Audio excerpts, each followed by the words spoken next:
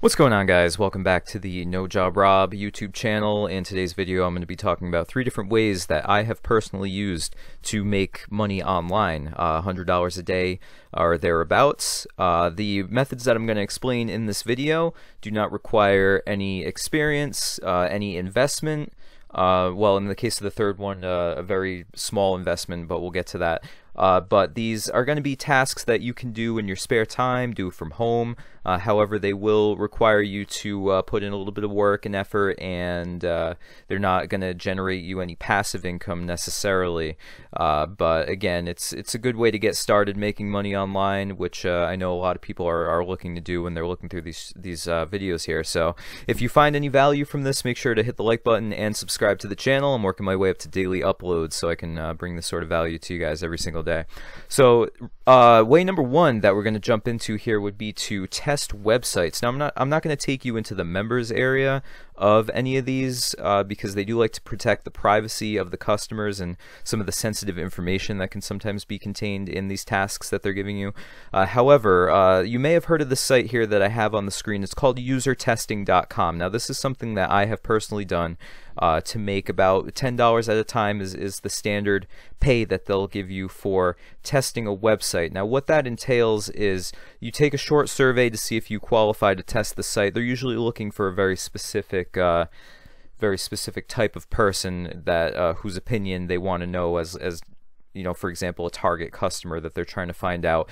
Is this site functional? Is it easy to use? You know, is it something that you actually would use, so on and so forth. That type of information is very valuable to companies and the people creating these sites. So it's just a matter of just kind of following instructions on the screen and speaking aloud, just like I'm doing to you, just kind of like off the top of my head, just explaining what I'm thinking about as I'm going through the tasks and just sort of navigating the site. So it's extremely easy to do. They take anywhere from just a few minutes. I actually did get paid $10 for a test that I was able to complete in 3 minutes the other day. However, I have taken some that took a little more than an hour, but again, that's really not bad for just kind of sitting in bed and just kind of speaking out loud while you're surfing a website. So, you know, you may not qualify for every test, but just keep trying and you'll find yourself getting a little bit extra cash coming in. Some of the tests actually pay like $30 to $60. A lot of them are moderated sessions where you'll have a video conference with someone, or someone will otherwise just be on the test with you, interacting with you, or just kind of paying attention to what you're doing. And those pay more, so you can also try to get those, and you could make anywhere, you know, up to about $60 a pop. So you know, this was a perfectly legitimate and reputable way to get some extra cash coming in, and I would definitely recommend it. So number 2 we're going to move along to here is a site called rev.com, R-E-V.com. This is audio transcriptioning. If transcriptioning is the right word, transcribing, whatever. Now, you get paid approximately 50 cents per audio minute to type whatever it is you're hearing in the piece of audio that you choose to do. You have complete control over which jobs you want and don't want to do, so you can preview the job, see if the quality is good enough that it's going to be worth your time and effort to sit there and type everything out. But if you don't mind doing a lot of typing, what I would do is just kind of do like a 20 or 30 minute job, so that way, you know, I would get paid 10 to 15 bucks and it would only take me, you know, like an hour, something like that, maybe a little more. And you know, again, not a bad rate whatsoever. They do give you training to go through, so you can do some example calls and just get used to the software and the way that they want you to do it, and you do get paid for those, so that's nice. They pay, user testing pays 7 days from when you complete the test, and Rev pays every Monday, both of which right to your PayPal. So you can pretty much do as many jobs as you want. A lot of the audio is a bit low quality, so, or the accents may be very thick on the speakers, so you may find that it's not worth it. You have an hour to cancel any job that you pick, so it's very friendly to the transcriptionist, which I like. Personally, again, just on my wrists, I I didn't really like to sit there for long periods of time and type everything up, but I found that it was pretty easy to do and the pay was reasonable. You can work your way up to other levels. They do also have other opportunities where you can do like closed captioning on video, where you see the little subtitles at the bottom of the screen on a video. And you can get paid to grade the work of other transcriptionists as well. So it's a good opportunity, honestly, if I wanted to, and again, if I didn't feel like it wasn't worth it on my wrists and my hands cramping up and all that, then I could easily make a full-time income on here. But it is something, again, that I've done to help pay the bills before, and you know, it's easy. I used to do it at the laundromat, so I would definitely recommend it, again, to anyone who's just trying to find something that they can do online for some cash. So number 3 would be reselling goods online. And I'm mainly going to focus talking about doing that on eBay right now. And I'm going to try to give you some insight. Obviously, I know you guys are aware of eBay, but I'll just kind of share a bit of my experience. I could do a whole video on this. Let me know if you end up wanting me to in the comments. I definitely would not mind doing so. However, right here I'm just going to kind of give you an overview of what I was doing. So I was going to yard sales and thrift shops and estate sales and just getting free stuff that people didn't want anymore. People heard that I was reselling, so they were like, hey, I got this stuff I don't want. Do you want it? You can sell it, whatever. And I got some pretty good inventory that way. But I was just finding things that I could buy for maybe a couple bucks and turn around and sell for 20 up to 50, sometimes even $100. So some examples of things that I sold. One would be, I would say this was probably the first thing that really showed me that this works, was I found an electronic pencil sharpener, and I was in a thrift store and they wanted $3 for it, and I happened to just be looking it up in the sold listings, and I'll try to pull it up. Maybe the same listing is going for the same amount right now. I'll show you how I did that. So the item was a Panasonic. I'm giving away my secret right now, but Panasonic, I don't remember the model number. Let's just do electric pencil sharpener. Electric. I'm typing with one hand while I'm holding the mic here. All right. And they wanted $3 for it, and I looked in the sold listing and I saw that it was going pretty consistently for about $40, and I was like, okay, sure. So I picked it up, I listed it on eBay,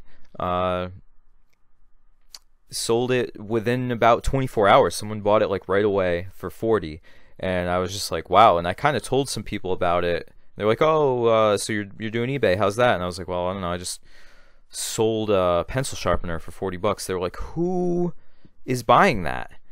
I was like, there are enough people on eBay that someone is buying that, pretty much. But that's something you can check by scrolling over here. Go to sold items and completed items, and refine your search, and you can see what it's going for, and you can see that it is selling or has sold. And then you can reasonably get an expectation of whether or not you should buy the thing and expect to make a profit off of it. You know, you can see some of these are going for good money though. 20, this one's 50, it's a vintage one. Let me search portable. KP4A, this is the one I sold right here. So $39.95, I think that's exactly what I listed it for. Free shipping. It weighed under a pound, so it only cost me about $3 to ship. And that was a pretty sweet margin. You get a 10% eBay fee, there's like a 3% PayPal fee, and obviously shipping cost and the cost of the goods. So that can, you know, certainly eat into the margin, so you have to consider that. And again, I could break that down in way more detail in another video, but you know, even if I had sold it for $26.90 like here, then you know, 26, that's, you know, that's perfectly good, perfectly worth my time in my opinion. So that was awesome. So there are plenty of examples of things like that. I sold like a heating pad that I bought for $1 and sold it for $50. A camera that I bought for $5, sold it for $100. So it was awesome. I stopped doing it because I didn't want to take up so much space. I didn't have like a warehouse or like a large house or anything.